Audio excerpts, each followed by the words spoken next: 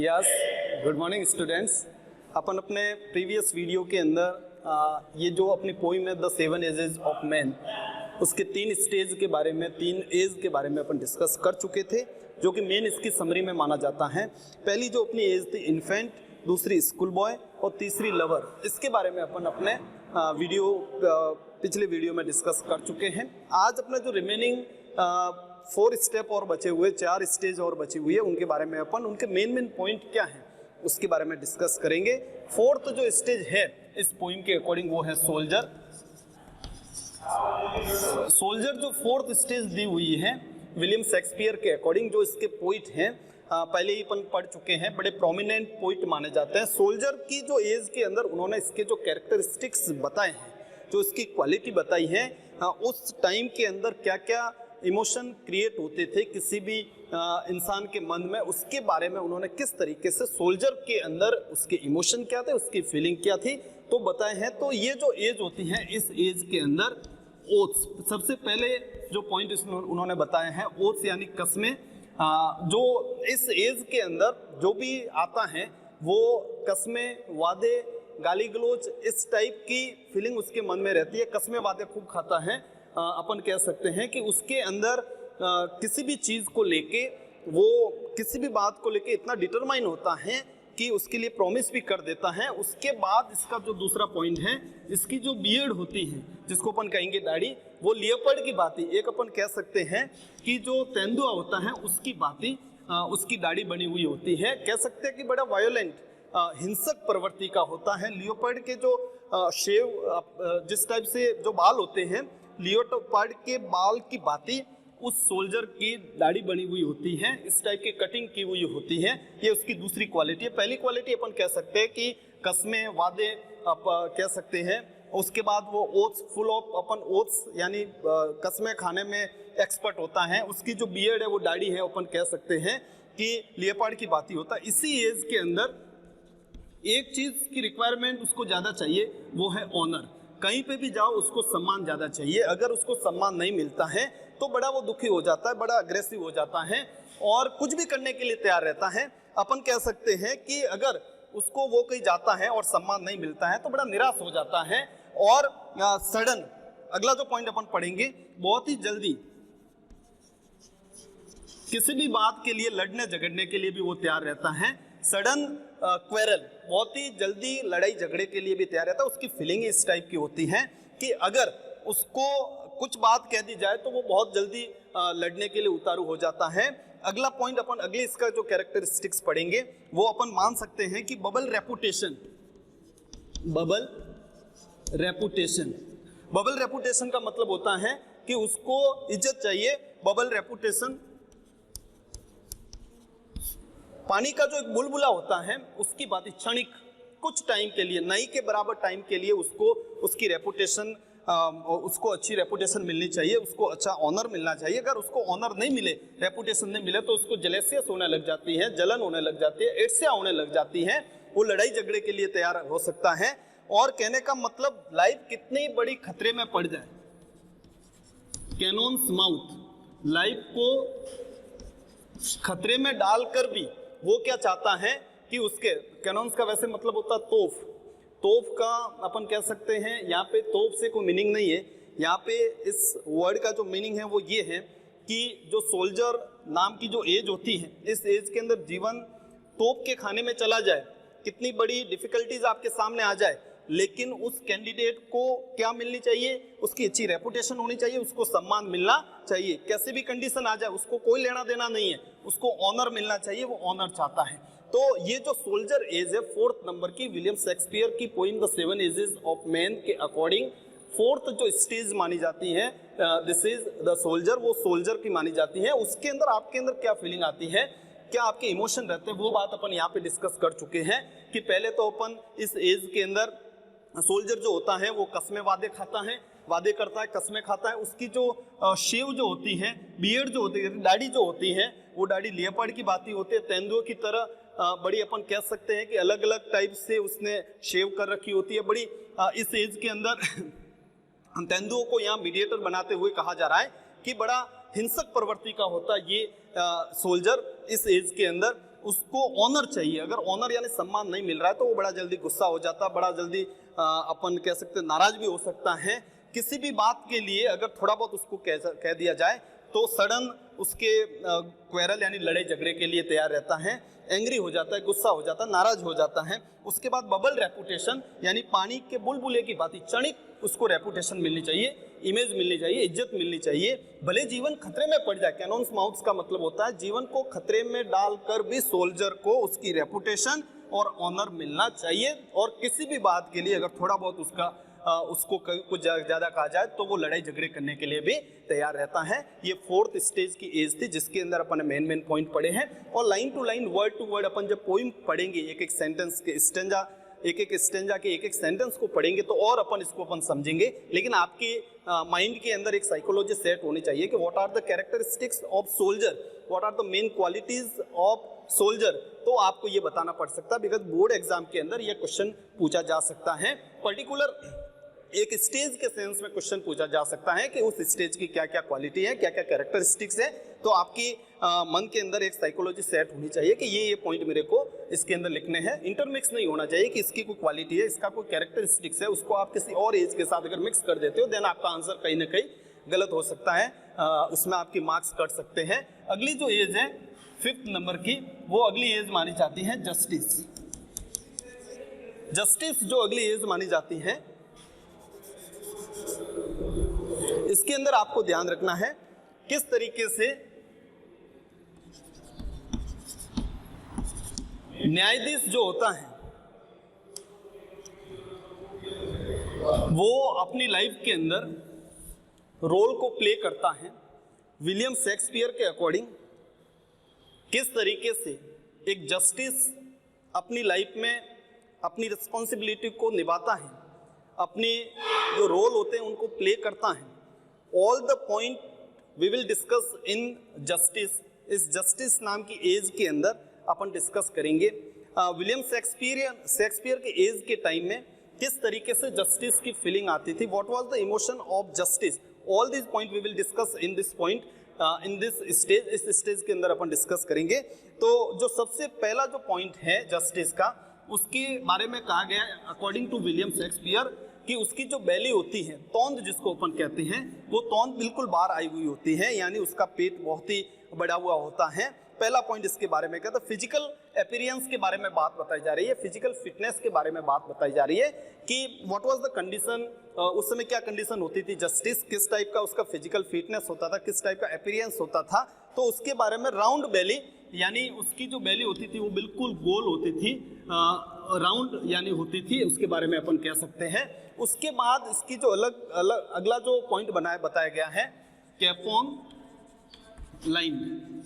Capone line का मतलब होता है कि वो क्या करता था कि जो जस्टिस होता था वो मेल, कैपोन लाइन का मतलब होता मेल चिकन, यानी मुर्गे के मांस को खा कर उसका पेट, उसकी तौंद एकदम बाहर आ रखी होती थी। उस समय के, उस टाइम के अकॉर्डिंग, उस एज के, शेक्सपियरियन एज के टाइम की विलियम शेक्सपियर बात बता रहा था कि जो जस्टिस होते थे वो शो ऐसे करते थे कि हम बहुत बिना प्रिजुडियस के, बिना किसी भेदभाव के, बिना किसी अपन कह सकते हैं पूरा जस्टिस ढंग से करेंगे, लेकिन ऐसा कुछ नहीं होता था। हकीकत, रियलिटी जो होती थी वो बिल्कुल डिफरेंट होती थी, बिल्कुल अलग होती थी।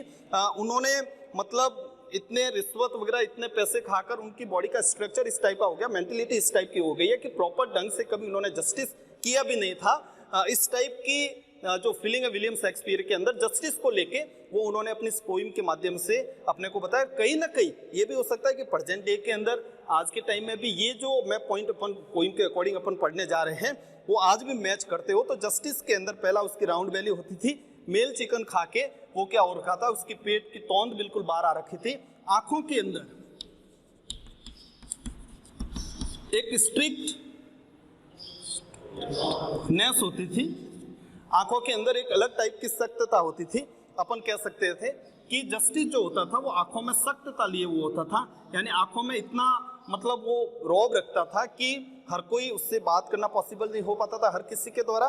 फिर अपन कह सकते हैं कि वो अपने डिसीजन को लेके एकदम डिटरमाइंड रहता था कि whether this is the wrong और this is the right, doesn't matter, wrong right का उसके कोई लेना देना नहीं था। वो अपनी पर्सनल इंडिविजुअल बेनिफिट के बारे में सोचता था। तो आंखों में इतनी स्ट्रिक्टनेस होती थी कि हर किसी के द्वारा बहस करना पॉसिबल नहीं हो पाता था। उसके बाद इसका अगला जो पॉइंट है बियर्ड, उसकी जो बियर्ड होती थी वो बड़ा फॉर्मल कट होता था, यानी एकदम साधारण कट होता था उसकी बियर्ड का, उसकी दाढ़ी का। आपको ध्यान रखना है, तो कंफ्यूज नहीं होना है कि सोल्जर के अंदर तो दाढ़ी का जो कट होता था वो लियोपार्ड की बात होता था, इस एज के अंदर बड़ा फॉर्मल होता था, एकदम साधारण होता था। उसके बाद अपन कह सकते हैं कि ये जो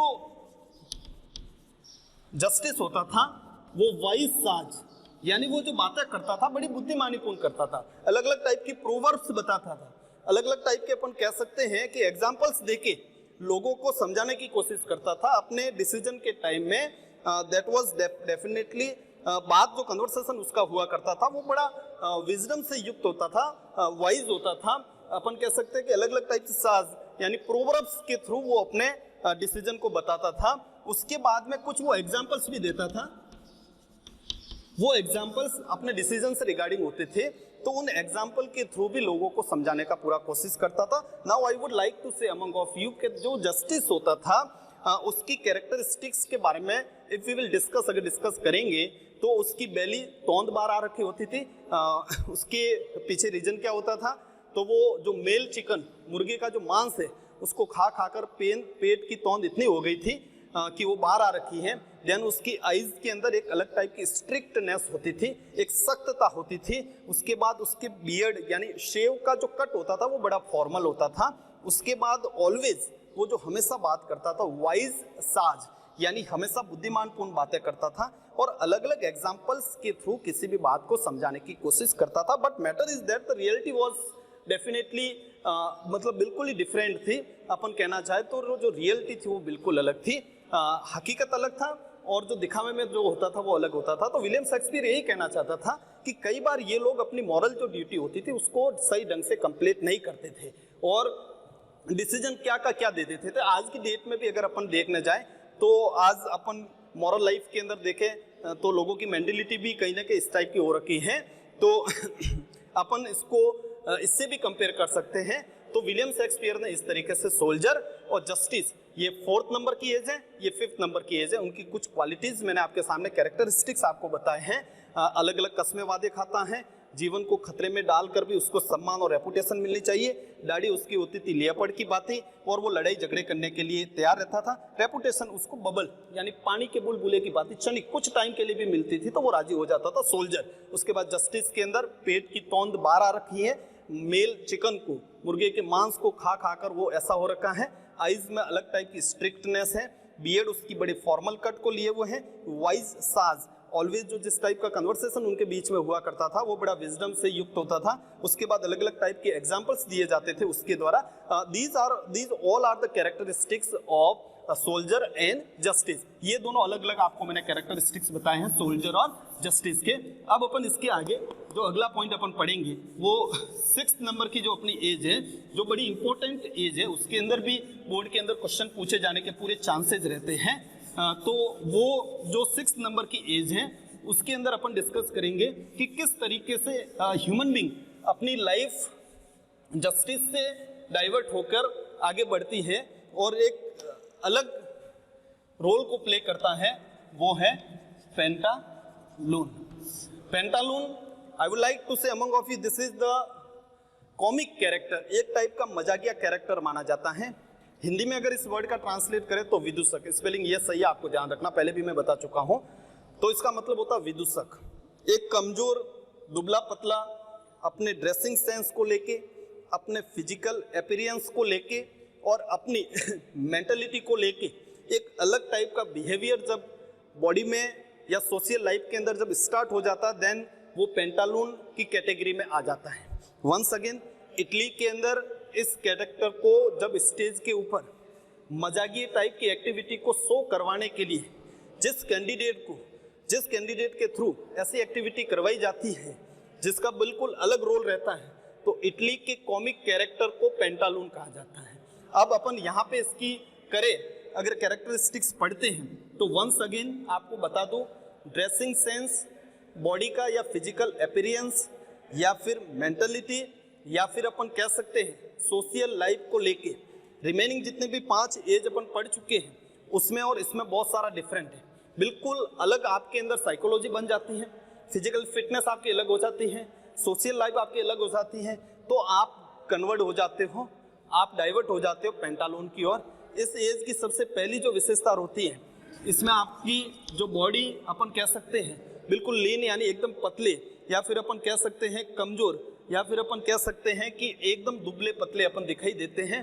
दूसरा इसका पॉइंट है स्लीपर्ड। स्लीपर्ड का मतलब होता है पैरों में स्लीपर पहने हुए, और कमजोरी के सेंस में इसको काम में लिया जाता है। लीन यानी दुबला पतला, स्लीपर्ड यानी कमजोरी या पैरों में स्लीपर पहने हुए, पैरों में चप्पल पहने हुए। इसके बाद अपन कह सकते हैं स्पेक्ट जो वो पहनता है, स्पेक्टल्स अपन कह सकते हैं, चश्मा जो उसने पहन रखी है वो कहाँ पे पहनता है, अपने नाक में। यानी इस एज के अंदर आंखों पे सही ढंग से चश्मा न पहन के अपने नाक के ऊपर चश्मा को पहनता है। उसके बाद अपन कह सकते हैं कि जिस तरीके से पाउच होता है, एक थैला होता है, एक बैग होता है छोटा सा, उस बैग की बाती आंखों के नीचे की जो चमड़ी है वो लटकने लग जाती है, एकदम ढीली पड़ जाती है। ये सारी लीन यानी दुबला पतला, स्लीपर्ड यानी पैरों में चप्पल पहने हुए, स्लीपर पहने हुए, या फिर कमजोर स्पेक्टल्स नाक के ऊपर पहनता है। पाउच यानी साइड में, आंखों के दोनों साइड में या उसके फेस के ऊपर चमड़ी जब स्किन लटकने लग जाती है तो पाउच बन जाते हैं एक थैलीनुमा आकार के।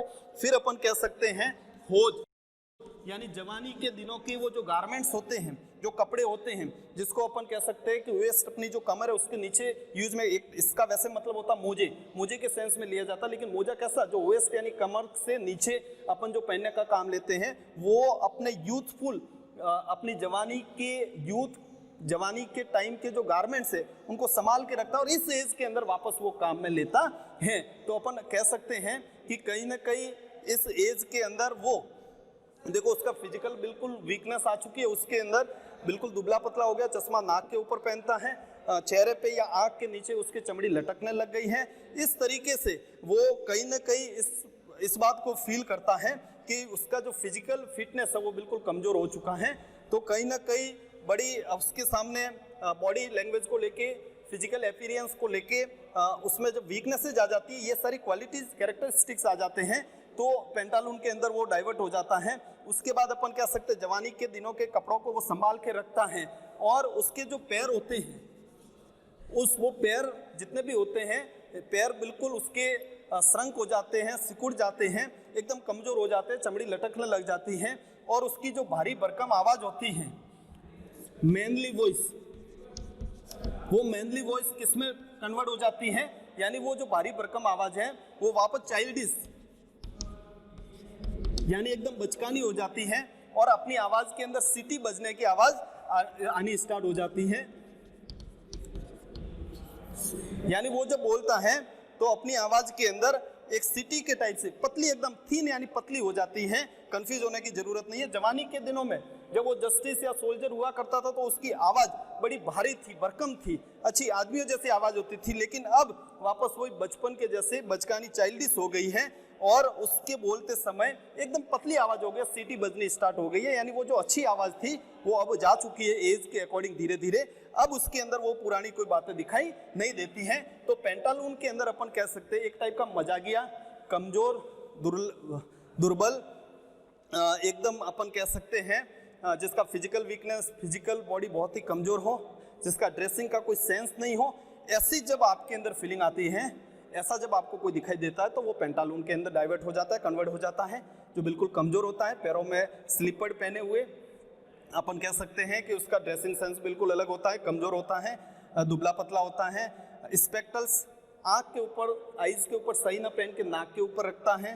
पाउच फेस के ऊपर, आंखों के नीचे चमड़ी लटकने लग जाती है, तो पाउच यानी थैलेनुमा बन जाती है, थैले के जैसे दिखाई देती है। होज, जवानी के दिनों का कोई भी गारमेंट्स है, कोई भी कपड़ा है, उस कपड़े को वो संभाल के रखता है, और संभाल के रखने के बाद उसको अपने बुढ़ापे में वापस काम में लेता है। तो मैं आपको पहले बता सकता हूँ, ड्रेसिंग सेंस अलग हो चुका है, पहले में स्लीपर उसके अलग टाइप से पहने हुए, चश्मा अलग टाइप से पहना हुआ है, और फिजिकल जो बॉडी है वो बिल्कुल कमजोर हो चुकी है, और भारी भरकम जो आवाज़ थी वो आवाज़ बचकानी यानी एकदम मतलब बच्चे जैसी हो गई है, और विसल यानी जब वो बोलता है तो उसके विसल जैसी सीटी बजने जैसी आवाज आती है और पैर उसके बिल्कुल सिकुड़ गए हैं, कमजोर हो चुके हैं। ये 6 नंबर की एज थी जिसके बारे में अपन डिस्कस करते हैं। मेन पॉइंट थे।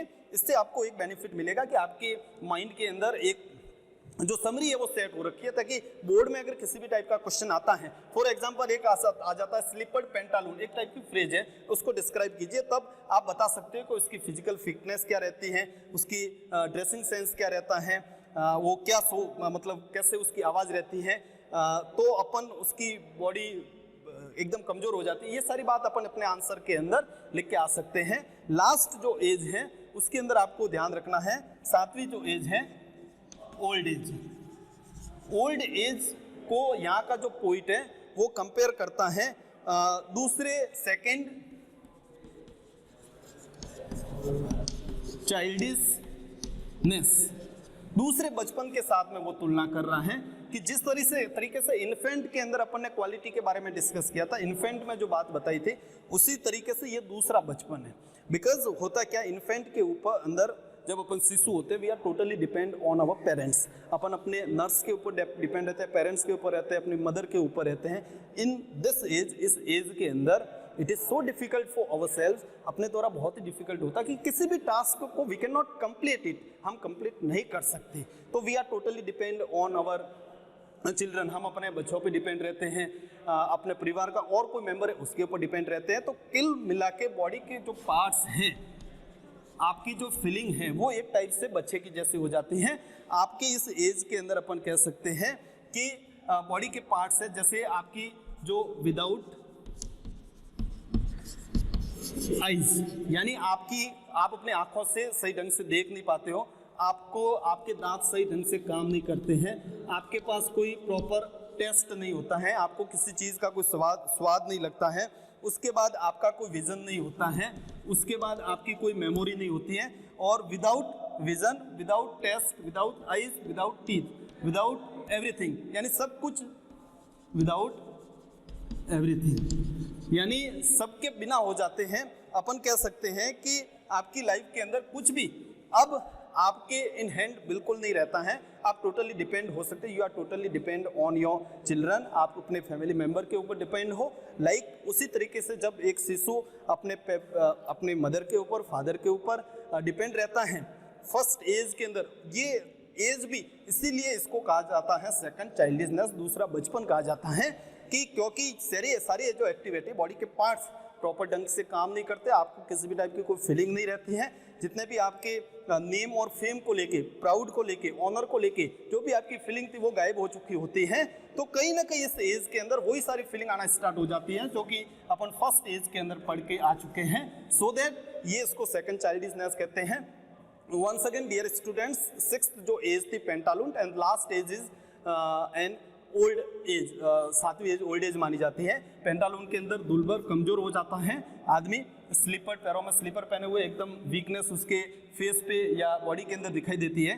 जो चश्मा है, स्पेक्टल्स है, वो नाक के ऊपर पहनता है। उसके बाद पाउच, यानी दोनों साइड में अपन कह सकते हैं कि आंखों के साइड में चमड़ी लटकने, स्किन लटकने लग जाती है, तो एक थैलेनुमा एक डायग्राम बन जाता है। उसके बाद होज, जवानी के यानी उसके यूथ के टाइम के जो गारमेंट्स होते हैं उनको संभाल के रखता है, वैसे इसका मतलब होता है मोजे, और मोजे यानी जो कमर के नीचे जो पहने जाते हैं कपड़े, उनके सेंस में उन गारमेंट्स के बारे में बात हो रही है, उनको वो काम में लेता है, लेकिन वो एकदम ढीले ढाले दिखाई देते हैं, सही ढंग से वो कपड़े दिखाई नहीं देते हैं, कॉमिक कैरेक्टर हो जाता, मजाकिया पात्र बन जाता है, जिसको विदूषक कहा जाता है। लेग्स, उसके पैर सिकुड़ जाते हैं, आवाज़ जो भारी भरकम थी वो एकदम पतली हो जाती है, सीटी बजनी आवाज़ में स्टार्ट हो जाती है। ये पेंटालून की कैरेक्टरिस्टिक्स थे। लास्ट जो ओल्ड एज है उसको सेकंड चाइल्डिशनेस कहते हैं। बॉडी के पार्ट्स सही ढंग से काम नहीं करते हैं, जितनी भी आपके बॉडी के पार्ट्स हैं उनके पहले अपन एक वर्ड लगाते हैं विदाउट, जिसको आपकी बुक के अंदर सेंस, ये इसका सिमिलर वर्ड है सेंस का।